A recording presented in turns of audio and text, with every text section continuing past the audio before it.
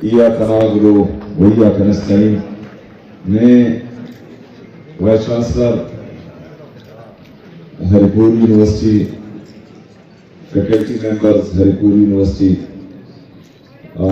तमाम students Haripur university और उन स्टूडेंट्स के मुअज़्ज़ज़ पेरेंट्स,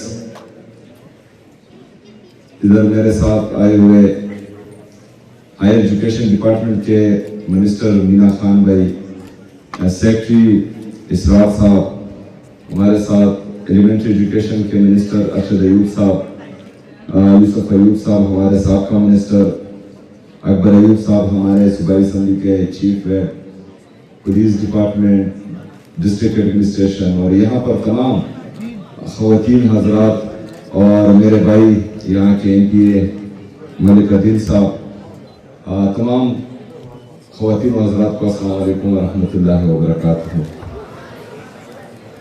अदील साहब हंस रहे हैं, जो ज्यादा नजदीक होते हैं वो जल्दी भूल जाते हैं।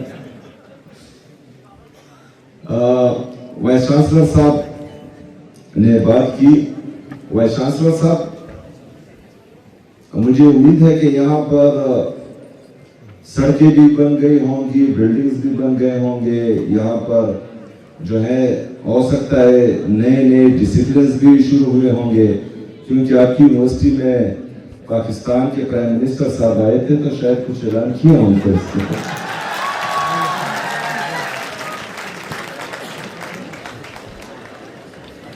बहरहाल हमारा सूबा और हमारी सूबाई हुकूमत, इसका दिल बड़ा है। यहाँ पर जो भी आता है हम वेलकम करते हैं। किसी के लिए ना मार्केट बंद करते हैं, ना बिजली बंद करते हैं, ना रास्ते बंद करते हैं।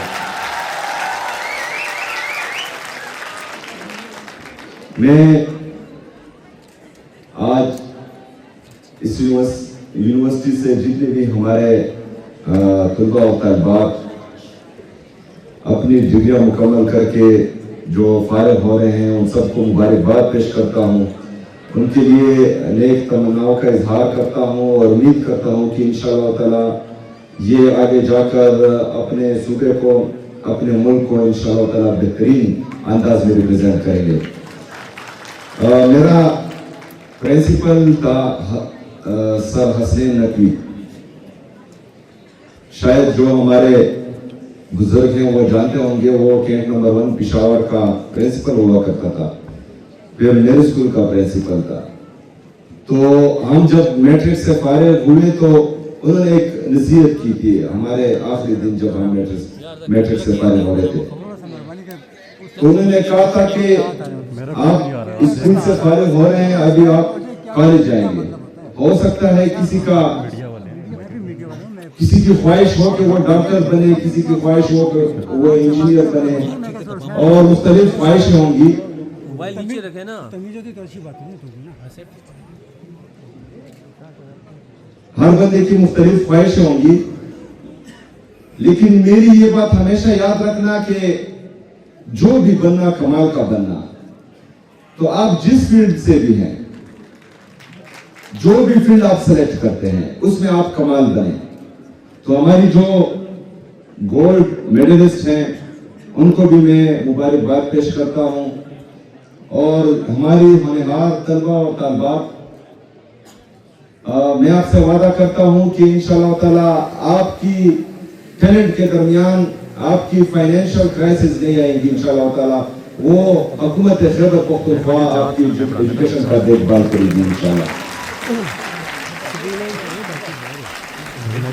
मलिक अदील साहब कह रहे थे कि गाजी में हरिपुर यूनिवर्सिटी का कैंपस होना चाहिए, तो उस कैंपस का ऑलरेडी मैं ऐलान कर चुका हूँ। यहाँ के तमाम MPAs और हमारे जो साबका MLA हैं वो भी यही डिमांड कर रहे थे, तो मैं उस कैंपस का बाकायदा ऐलान करता हूँ यहाँ पर।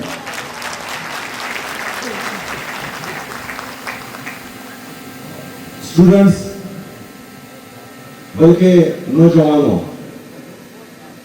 आपको पता है कि हमारे खैबर पख्तूनख्वा के हालात कैसे हैं और पाकिस्तान के हालात कैसे हैं।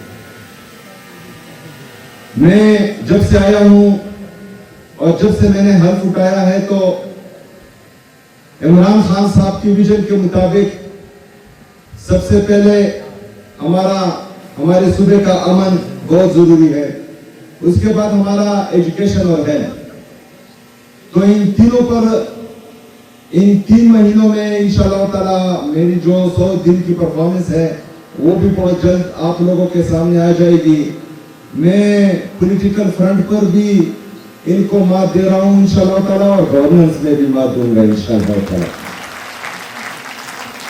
तो एजुकेशन पर जिस तरह इससे पहले तकरीबन 0.9 बिलियन रुपए हायर एजुकेशन पर हमारे लग रहे थे। हमारी हुकूमत आते ही वो पहले 5 अरब रुपए पे हो गए और अभी अल्हम्दुलिल्लाह वो 10 अरब रुपए तक पहुंच चुके हैं, और इससे ज्यादा जो है ये जा रहे हैं। इसके साथ साथ जो हमारा हेल्थ है, हेल्थ में हम अपना जो हमारा प्राइमरी हेल्थ केयर है, BHUs, RHCs, category D hospitals, THQs, DHQs, इनको हम रिवैम्प कर रहे हैं, इनको हम दोबारा रिव्यू कर रहे हैं, और जहां जहां पर हमारे इन अस्पतालों में कमियां हैं, चाहे वो इंफ्रास्ट्रक्चर की है, चाहे वो डॉक्टर्स की है, वो इंशाअल्लाह ताला पूरी की जा रही है।